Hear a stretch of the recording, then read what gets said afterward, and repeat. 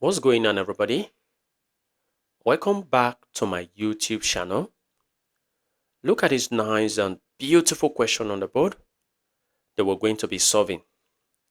And the question says, find all solutions of k for which k minus 1 all raised to the 6 is equal to 2 to the 6. Well, some will start solving by taking the sixth root of both sides. If you take the sixth root of both sides, you're only going to have two solutions for k, which is 3 and -1. But notice we're supposed to be having 6 answers. That means you're going to be missing out 4 answers. So our first step towards solving this question, so that we don't miss out on any answer, will be for us to move 2 to the 6 to the left hand side, so that we have k minus 1 all raised to the 6. As 2 to the 6 crosses to the left, it becomes minus 2 to the 6. And this is equal to 0. Well, k minus 1 all raised to the 6 can be simplified into k minus 1 raised to the 3, and this raised to the power of 2. Minus, we do the same thing here. This becomes 2 to the 3 all raised to the 2. Well, this is actually possible because from indices, powers multiply. So 3 times 2 gives 6. And this is equal to 0. Now we have an expression of difference of two squares. Well, for difference of two squares, for example, when I have a squared minus b squared, this can be written as a plus b times a minus b. So let's express this difference of two squares like this.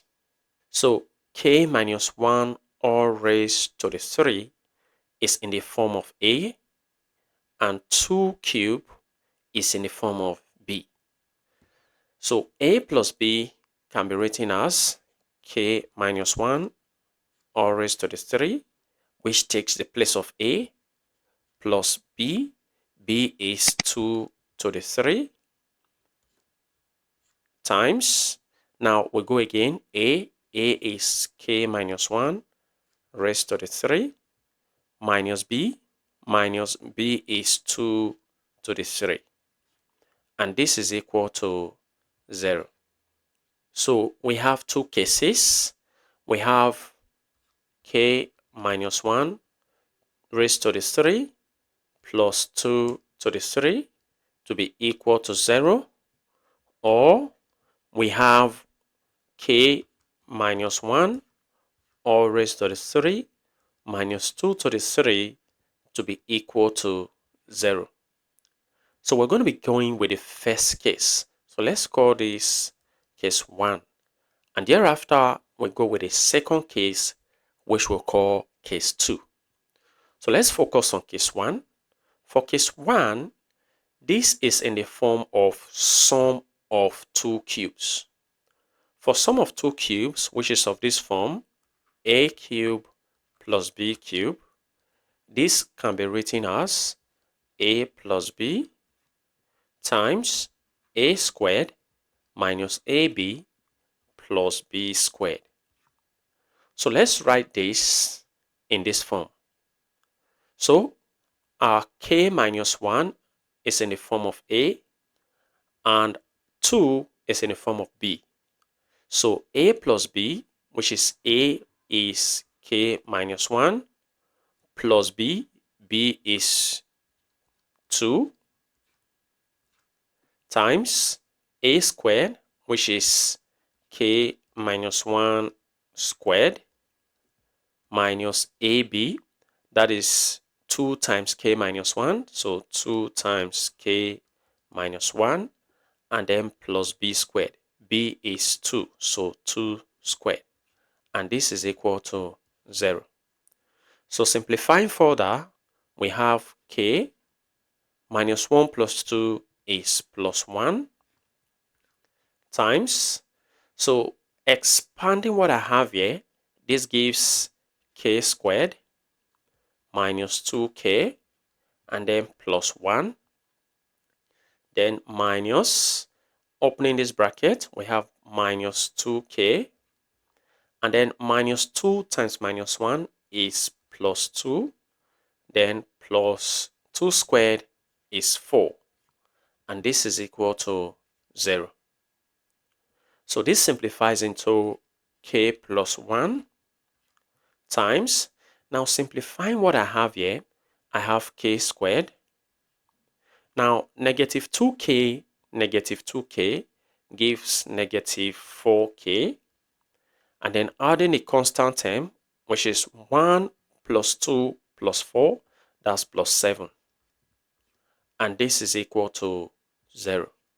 So we have two cases. We have k plus 1 to be equal to 0, or we have this other case, which is k squared minus 4k plus 7 to be equal to 0. So let's solve this case one after the other on the next slide. Now for the first case, let's call that case 1. Case 1, we have k plus 1 to be equal to 0. Now to get the value of k, we move plus 1 to the right hand side so that it becomes negative 1. So that's the first value for k, negative 1. Now for our second case, let me write it here. Case 2, we have k squared minus 4k plus 7 to be equal to 0. Now this is a form of a quadratic equation which we can use the quadratic formula to solve. So for this quadratic equation, a is equal to 1, that's the coefficient of k squared. B is equal to negative 4, which is the coefficient of k. And then the constant term, which is c, is 7. So using the quadratic formula, k equal to negative b plus or minus the square root of b squared minus 4ac all over 2a. We're going to be substituting so that k becomes negative b. B is negative 4, so let's put it there, plus or minus the square root of b squared. Remember, b is negative 4, so we'll put negative 4 squared minus 4ac. A is 1 and c is 7. So 4a is 1, c is 7. All over 2 times a, that's 2 times 1. So this simplifies into negative times negative 4, that's plus 4, plus or minus the square root of negative 4 squared is 16 minus 4 times 1 times 7 is 28. All over 2 times 1 is 2. So k becomes 4 plus or minus the square root of 16 minus 28 is negative 12 all over 2. So simplifying, we have k to be equal to 4 plus or minus. Now the square root of negative 12 can be split into the square root of 4 times the square root of 3, because the square root of 4 times the square root of 3 gives the square root of 12. But I have negative, so I'm going to be multiplying by the square root of negative 1. So making square root of 4 times square root of 3 times square root of negative 1 to be the square root of negative 12 all over 2. So this becomes k equal to 4 plus or minus. Now the square root of 4 is 2 times root 3. But the square root of negative 1 is iota. So this times iota all over 2. Well, this simplifies into k equal to 4 divided by 2. I have 2 plus or minus 2 root 3i divided by 2 is root 3i. So I have two other values for k here, which is k equal to 2 plus root 3i and k equal to 2. This time, let's take the negative minus root 3i. So we have three solutions from this first case. Now let's move on to our second case. We do that on the next slide.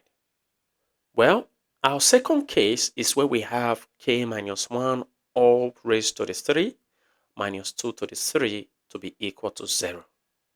Let's do this on the next slide. So for our second case, we call this case 2. This is k minus 1 all raised to the 3 minus 2 to the 3 is equal to 0. Now notice that this is in the form of difference of two cubes. Difference of two cubes can be written as, for example, when I have a cube minus b cube, this is equal to a minus b times a squared plus ab plus b squared. So let's write this in form of this. So our k minus 1 is in the form of a and our 2 is in the form of b. So we have a minus b. So a is k minus 1 minus b. b is 2, so that's minus 2 times a squared, that's k minus 1 squared, plus ab plus a is k minus 1 times 2, that's 2 times k minus 1, plus b squared, remember b is 2, that's 2 squared, and this is equal to 0. So let's simplify further. We have k. Now minus 1 minus 2 is negative 3 times. Now opening up this bracket, we have k squared, so k squared. Now minus 2 times 1, 2 times k times negative 1, that's negative 2k. And then negative 1 squared is plus 1. So plus 2 times k is 2k minus 2 times 1, that's 2. And then plus 2 squared is 4.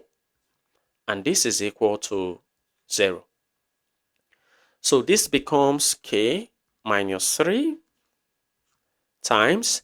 Now simplifying what we have inside of this bracket, we have k squared. Now this is negative 2k plus 2k, that's 0. Now we have 1 minus 2. 1 minus 2 is minus 1 plus 4, that's plus 3. And this is equal to 0. So we have two cases. We have k minus 3 to be equal to 0, or we have k squared plus 3 to be equal to 0. So for the first case, you see that k is equal to, moving negative 3 to the right becomes plus 3. Now for this second case, we have k squared. Moving 3 to the right, it becomes negative 3. Now taking the square root of both sides, so we have the square root of k squared to be equal to plus or minus the square root of negative 3. Now the square root can cancel off with the square, leaving behind k to be equal to plus or minus. Now the square root of negative 3 can be simplified into 3 times negative 1. which can be written as plus or minus the square root of 3 times the square root of -1, making k to be equal to plus or minus the square root of 3. Now remember, the square root of -1 is I, which is iota. So we have other two values of k here. K is equal to, going with the positive first, the square root of 3i. No, not like this. The square root of 3i, which is 3 times I, or k is equal to the negative value, -3 times I. So we have three total values of k. We have two real solutions, which is 3 and -1, and we have four complex solutions, making 6 values of k. Well, feel free to share your ideas in the comment section below. And if you enjoyed this video and have learned something from this video, go ahead and give this video a thumbs up. Subscribe if you haven't. Turn on the notification bell so you don't miss my upcoming videos. And like I always say, until next time, take care.